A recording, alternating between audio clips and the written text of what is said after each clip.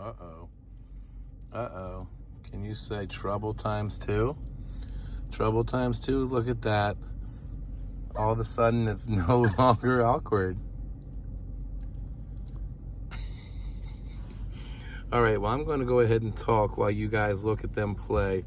I am going to step in just for a second and show you one thing. I don't know if you can see it or not, but you see how her chest is caved in right there? Therein lies the problem here. There's the rub. You guys want to know why I'm out here doing what I'm doing? Well, for Krash, number one, is it possible he could have found somebody? Possible, probable. But the gentleman who was willing to let him go after seeing who I was and what we do, at this point in his life said, it's the only thing I'm going to feel comfortable with. And, that's an honor. So we've had a few losses lately, and I can take on a couple more. And I truthfully need more experience of all of this. I feel like the more unique and individualized they are, the more I need to learn from them. And then perhaps the more I can teach others. Now, moving on to Raspberry here, we are calling her that because her former owner's last name is Raspberry. And what a cute little name for her dog, and she was very happy with that. But here's the rub. Poor Raspberry has a condition we call pigeon chest or funnel chest. It's somewhat rare.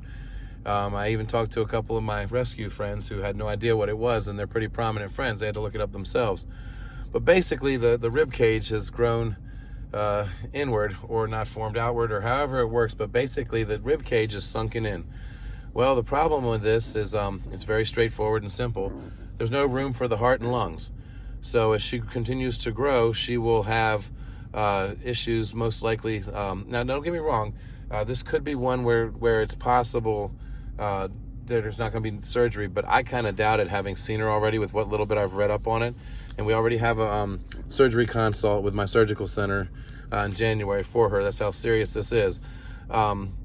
Much like Sugar and Cookie had with their PDAs, where if they don't have the surgery, it's pretty much they're going to have a very, very shortened life. In their case, a year, 6 months to a year.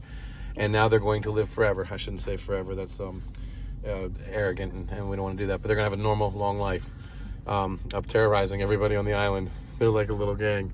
But I want to give Raspberry the same thing. And here's where, sure, somebody might have taken Krash and given him a great home. There are those people out there, as we know. But Raspberry here, how many of you guys want to take this little girl, knowing that there's a strong probability that she's going to need surgery if she's going to live? And from what I'm understanding, that surgery is somewhere in the tune of $8,000 to $12,000. Yeah, that's right. Let me let that sink in. $8,000 to $12,000.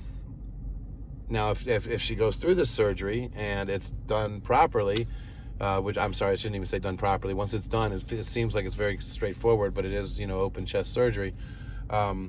Whatever they do, and again, forgive me, I am very naive in this. I just know what I've been told. Much like Sugar and Cookie, that's a life-saving procedure, and they will have a normal life once they heal up from that, barring any complications. So you know what, guys, with your help, this is what I'm all about. How many people would that actually stop, including many rescues? I think you're pissing her off, buddy. I think you're pissing her off. Look at you. I see a little nugget in him already. Look at you being all ornery. I hear her, so what I understand from her demeanor, even though she's being a little bit of a roughneck right now, is that she's a lover. She needs to sleep with people. Well, that won't be a problem. And she has separation anxiety. She needs to hang out with people. So let me move this out of the way, guys. I'm prepared. Got the makeshift bathroom down there and everything for our road trip. Who wants some waters, babies? So anyway, yeah, she gets this surgery if she needs it, which I'm pretty sure she does, having felt her chest. It's going to save her life, but the cost of it's prohibitive for so many, to where she would just be passed over. So when her mom reached out to me and explained to me what it was, and I looked up on it, I just told her, wow, it must have been fate, because I was already coming out here on this trip for him. And like I said, when I say it's been an exhausting trip, and I was leading into the other, excuse me, you want me to put you down there so you can go potties, buddy? We won't film that part. So when I was leading into the, not just the exhausting part, but doing what you have to do to get it done, you know, this trip was meant to be initially for me to get a little bit of a rest to see San Diego, but this is so much more important. And we were able to do it with just a little bit of effort, a little bit more effort, a little bit more time on the road, and a great little co-pilot down there, who he's indisposed at the moment. Sorry for that. But yeah, so basically we were able to just figure all this out. And in one trip, you know, very little extra, actually nothing other than extra gas money, which actually in California in itself is a fortune. I found out today. But yeah, so for no more extra, I was able to literally be able to reel in both of these little special babies and bring them back to the island. So I'm gonna cut this off because he's gonna start whining to get back up here now. She's looking for him, as you can hear.